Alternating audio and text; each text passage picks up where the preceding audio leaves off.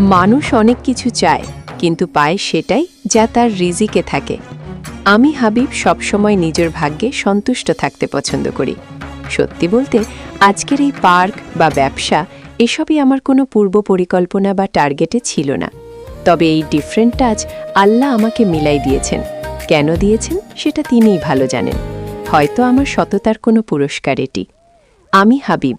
আমার জীবনটা কোনো সাজানো নাটক নয়, বরং ঘাম আর সাহসের এক জীবন্ত ইতিহাস।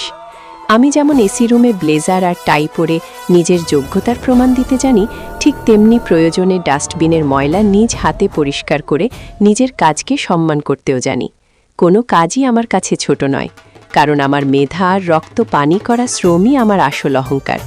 কে আমার সম্বন্ধে কি ভাবল, আমাকে নিয়ে আড়ালে কে কি ধারণা করল, তাতে হাবিবের বিন্দু মাত্র যায় আসে না। আমি অনেকের মতো সস্তা না, কিংবা বাঁচো বাঁচাও বলে চিৎকার করা ঐতিহ্যের পচা বস্তাও না। আমার মগজে সবসময় বিপ্লবের আগুন জ্বলে, আর মনে চলে জুনুন বা উন্মাদনা। আমার এই হাতে কালো দস্তানা, যা যেমন আভিজাত্যের প্রতীক, তেমনি কঠোর পরিশ্রমের ঢাল।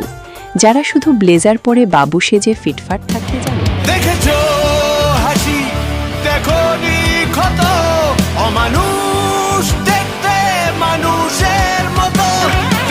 কিন্তু ময়লা পরিষ্কার করার বা মাটি কামড়ে পড়ে থাকার কলিজা রাখে না। তারা আমার লড়াইয়ের তেজ কোনো দিনও বুঝবে না।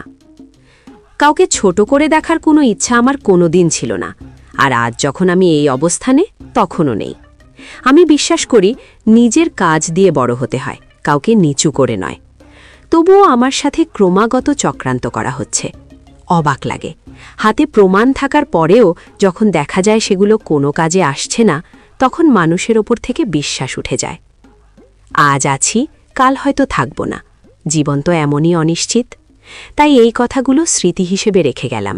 যারা শুধু ষড়যন্ত্র করতে জানে, তারা জেনে রাখুক, আমি হাবিব।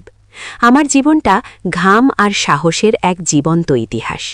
আর ডিফারেন্ট টাচ শুধু একটি নাম নয়, ডিফারেন্ট টাচ আমাদের অনুভূতির মিছিল, যা এক প্রতিক্রিয়াশীল বিপ্লবে শামিল।